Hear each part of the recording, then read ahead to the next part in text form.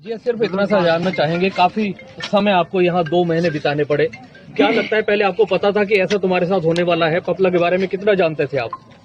मैं उसको मानसिंह के नाम से जानती थी। मैं उसने एक अलग इमेज मेरे सामने पोर्ट्रेट की थी, जो कम्प्लीटली ऑपोजिट मुझे अभी दिखा है उसके बारे में। अदरवाइज मैं उसके अलावा कुछ नहीं जानती। उसने कहा मैं अनपढ़ हूँ।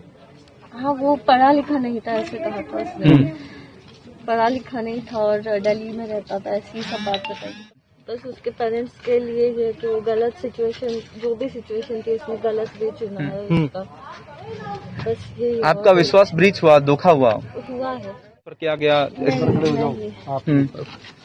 देखिए तो आप एक अच्छी दोस्त रही उसकी और इसलिए भुगतना पड़ा सब। शायद मेरा बहुत अच्छा टाइम, सब लोगों ने बहुत सपोर्ट किया, बहुत स्टाफ अच्छा था, मुझे बुक्स भी प्रोवाइड की गई। और क्या आपने रामायण पढ़ी?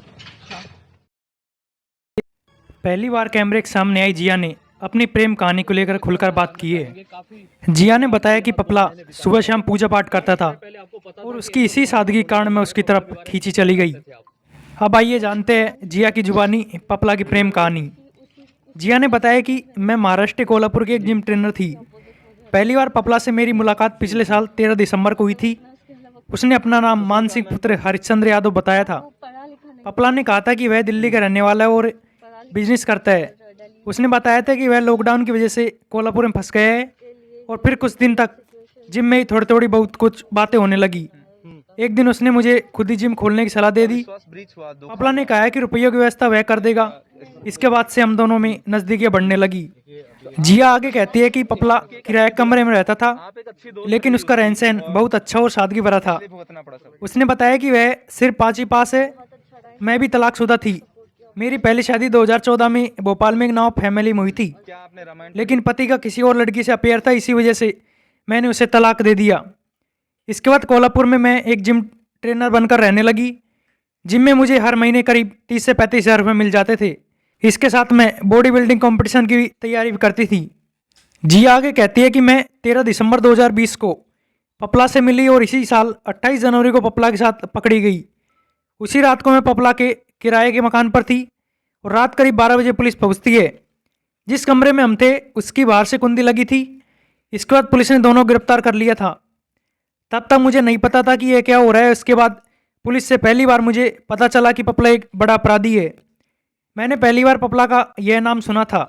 मैं उसे मान के नाम से ही पुकारती थी। उस रात को पपला छत से नहीं कूदा था। उसके पैर में कैसे चोट लगी ये बात मुझे नहीं पता। जेल से बाहर आने के बाद जिया ने खुलकर बात की है और आगे बताया कि मुझे पपला से कोई सहानुभूति नहीं है।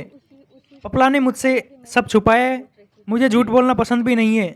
मैंने उसे अपने बारे में सब सच बताया था, लेकिन मुझे पता चला कि उसका पूरा परिवार परेशान है, इसलिए उसके परिवार से मुझे सहानुभूति है। मैंने पपला से शादी करने वाली बात नहीं कही। जब उसके वकील मुझसे मिलने आए तो मैंने पपला के हाल के बारे में पूछा जरूर था। उससे शादी को लेकर अभी मैंने कुछ नहीं सोचा है। जिया आगे कहती है कि पपला के साथ पकड़े जाने का मुझे बहुत दुख हुआ। उस समय कोई लेडी पुलिस भी नहीं थी और मुझे डर लग रहा था, लेकिन जेल में आने के बाद मैंने खुद को सहज महसूस किया। जेल में रहते हुए मैंने रामायण भी पढ़ी और कई किताबें भी पढ़कर टाइम पास किया। अपनी फिटनेस पर थोड़ा बहुत ध्यान दिया। वही आपको बता दें कि पपला गुजर की गर्लफ्रेंड जिया बुधवार शाम को अलवर की सेंट्रल जेल से रिहा हुई थी। जेल से बाहर आते ही जिया फुट फुट कर रोने लगी थी। पिता चांद सिकलागर बेटी को लेने अलवर पहुंचे थे। तो इस तरह से जिया ने अपनी प्रेम कहानी को लेकर अब ये खुलासा की है।